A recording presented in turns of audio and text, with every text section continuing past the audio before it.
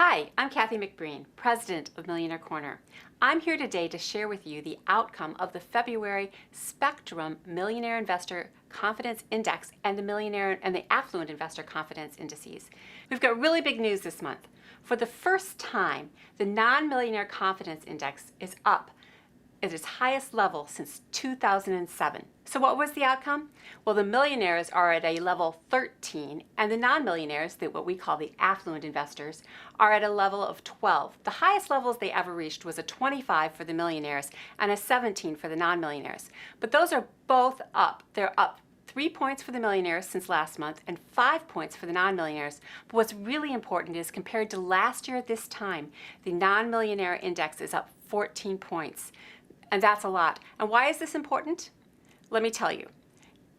For the first time, non-millionaires since 2007 are starting to feel the impact of what's happening in the economy in their own household. So for example, what are the things that drove the changes? First, the domestic economic factors that are happening. There's really a strong job reports in the last few weeks, in the last few months actually, and the Dow has topped 18,000. So people really are starting to feel this in their own lives. Secondly, there's other household factors, and we're going to talk about that more in a minute. The household factors have shown an increased level of confidence in the economy overall, and that's really a big thing for these people, as well as the fact that the lower gas prices are actually boosting their household income.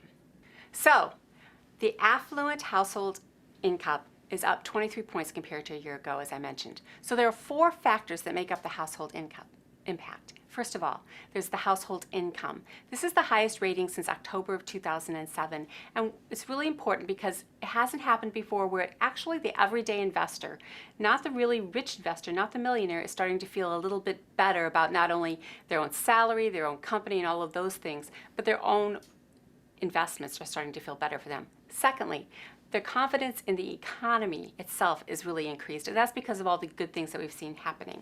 And third, company health is up. And this is a really big factor too. And millionaires are also a little optimistic about their company health, and this is good because that's been a little bit hesitant in the last few months.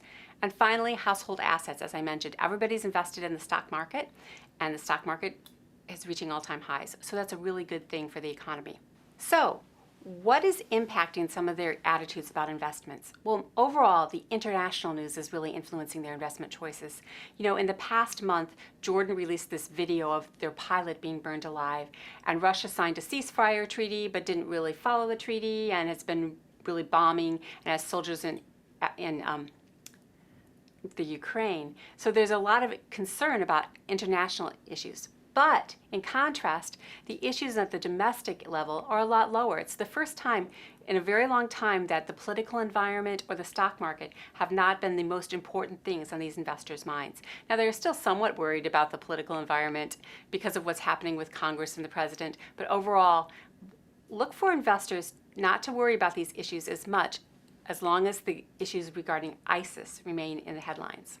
So how are people going to invest in the next month? Well, investing in stocks is up 6 points to a 5-month high, and that's, as we mentioned, because of the stock market growth. Many feel that it's safer investing in stock mutual funds, however.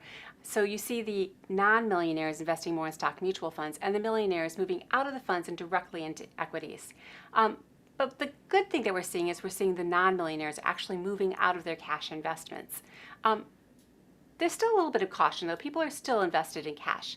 The other interesting area is real estate. Real estate investing is at a 20-month high because investors are starting to see in their own regions and in their own neighborhoods sort of a comeback of the real estate market. So we're starting to see more and more interest in investing in real estate. Investing in bond mutual funds dipped down a little bit.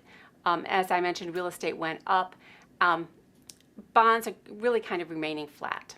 So overall, what we really look at is how likely are people to sit on the sidelines as compared to not sit on the sidelines. And the most exciting thing is that non-millionaires are less likely to sit on the sidelines than they were a month or so ago, compared to the millionaires who are holding back just a little, probably because they're starting to see the market get it, what they might consider some peaks. So how do we come up with these numbers? Well, every month, Spectrum Group interviews more than 500 investors with more than $1 million and 500 with $500,000 of investable assets. We've been doing this since 2004, and we bring these numbers together to create these indexes. So that's our wrap up for this month. This is Cathy McBreen, President of Millionaire Corner. Thanks for watching.